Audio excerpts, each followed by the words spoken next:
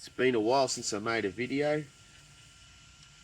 I've just been bludging, got a little bit of a holiday going on here, and time to make another video. I usually talk about the psychology of the psychopath and how they gain power, become neocons and all the rest of it.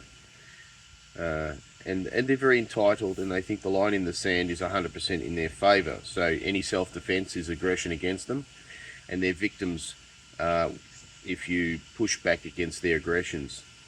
It's pretty much how it goes in a nutshell. Now let's have a look at the situation in Iran at the moment.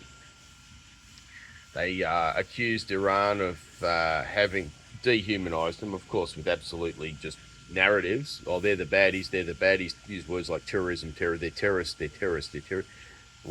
On what pretext? On what evidence, rather? None. So what? They supplied their allies just as the US supplies its allies with weapons. Why? Because to push back against Israeli aggression, of course. They have their Greater Israel Plan, and it's ironic that their Greater Israel Plan was there before they had the pretext to invade these countries. So in order for the irony is that for the Greater Israel Plan to work, you have to have all of your neighbours being the baddies, so that you've got an excuse to invade and become the Greater Israel Plan. That sort of seems to have a bit of a conflict of interest, doesn't it? Anyway, so they've got Iran there, and they've dehumanised them just by saying stuff, right? Oh, they're going to have a nuke in 2 weeks. Like, so what if they did? Israel has it, US has it, Pakistan, India, the whole lot, they all have it in nukes. Oh, but they're bad. They're going to use it as soon as they finish making it. They're going to fire it off to Israel. Yeah, sure. The irony is that this false pretext to invade Iran for regime change, so to speak, or just subjugate them to the same terrorism as Syria, Libya, Gaza, Lebanon's being attacked, the same human rights violations and war crimes and genocides. You know, that's just so they can, well, have their hegemony across the world, their globalist hegemony, and rule over everybody, and, you know, live in a pod, eat bugs, don't own anything, be happy, all that sort of stuff. Get vaccinated, boosted, and all the rest. Just complete satanic, you know, cult, right? Using this religion, Judaism, as a front to claim victimhood if you criticise their atrocities. A bit like an axe murderer running around killing people. And if you call him an axe murderer running around killing people, that's inciting violence against the axe murderer. He's offended.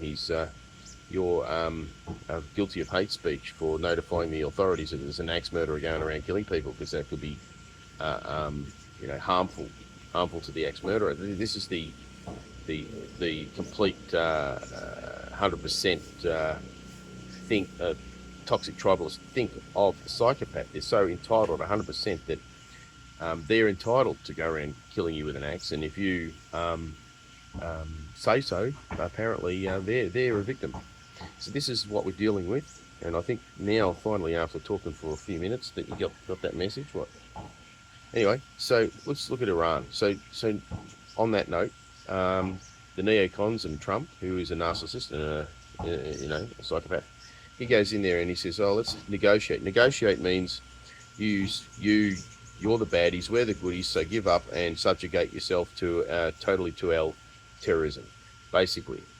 And even when they're not even winning the war, they got no way of winning the war. They got their 20th century weapon strategy, weapons designed for 20th century warfare. It's obsolete. Everything's missiles, drones, surveillance. Okay, everyone, you can't build a force behind the lines. It's going to get destroyed even before it even starts to move across the front. So, you know, and they kind of, they're so, that's the other thing about these psychopaths and neocons. They're so entitled. Let me pause, I'm looking for the words. They can't tell shit for clay. They think that they're supreme. They can't even see the writing on the wall when when asymmetric warfare is going to do them in. They are so full of hubris that they can't see themselves as being anything but the supreme military force. And they got a real good bitch slap, didn't they? You would have thought they've already learnt from Russia with this Ukrainian thing. Another pretext. I mean, I call it the inverse Cuban Missile Crisis. I mean, USA isn't going to tolerate Russia annexing Mexico, putting in a puppet leader and putting missiles on their border. So that's the situation there. No ifs or buts. So don't give me any shit about Russia invaded. Jesus Christ. They told them for 10 years, don't do it, don't do it, don't do it. They did it. Oh, look, we crossed the red line, What have you done? So they admit that they're crossing red lines, and then they think that that's just weakness on Russia's part, not the fact that they are stepping over the fucking line and being the bad guys. But no, anyway, so Russians said, well, now they're still stepping over the line. In the Biden era, they were sending ATACMS, they were sending HIMARS and what are they, the Shadow, whatever it is, from England, the Storm Shadow missiles. Now these are capable, the Tomahawk's capable of carrying a nuclear warhead, so they haven't gone over, but deep into Russia, and they're all NATO forces. And you know what? It's at the point where Russia was holding back, not giving NATO an excuse to get involved directly, so they had to pretend to be Ukrainians and fire from Ukrainian soil these weapons deep into Russia. So, and since the last missile attacks, Russia has punished Ukraine back severely, aiming for NATO, leadership. Now, you look at the Oreshnik, okay, no ifs or buts about it, it's a bunker buster, but it's a bunker buster times 10. You've got these things coming in at hypersonic speed. They hit the soil and they disappear into the soil. Now, a meteor hits at hypersonic speeds, right? And it forms a crater because most of the energy is dissipated on the surface. And if you scratch below the bottom of the crater, you can find bits of meteorite. That's not designed specifically to penetrate soil. It's just a random piece of rock coming in space at hypersonic speed and hits and makes a huge crater. And that's where all the energy is dissipated there. With the Oreshnik, you see it go into the ground like it just disappears into the ground. So this is some sort of specialized technology. I don't know whether it's the plasma or the warhead, what it's made of and whatnot. That's all top secret. But it's certainly one thing's for sure. It's not, you can't have a hypersonic impact by a warhead without, and if the energy isn't dissipated on the surface, like a meteor or another missile or even a nuclear bomb, then there's no energy. All of that energy, Mach 10 to 15, is the speed it's traveling at. Multitudes of them too, by the way, not just one. Impacting, but no energy dissipation on the surface, just disappears like it's just dived into water like an Olympic diver with a very small splash. You know that the energy is being dissipated deep underground. So this is truly the ultimate bunker buster. Ironically, how would that go? Not that they're enemies, they're allies, but how would that go against the underground missile cities in Iran? That's their asymmetrical ace up their sleeve. The missile cities under the ground in Iran cannot be hit. Nukes, nothing. Moabs, nothing. Bunker busters, nothing. It's too deep. It's probably even too deep for Oreshnik, because you've got to remember, they dig a tunnel horizontal at the base of a mountain. So once they're under the middle of the mountain, how high is a mountain there? Uranium mountains are like 3,000 meters. It doesn't matter. Even Oreshnik's not going to get in there, right? So all they can do is blow the entrances, and they can be, excavator equipment can move that out, or open some up somewhere else, or hatches here, hatches there. They're playing whack-a-mole on entrances only. They can't hit them.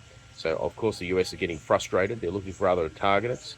So they blow up a school full of school children as a result.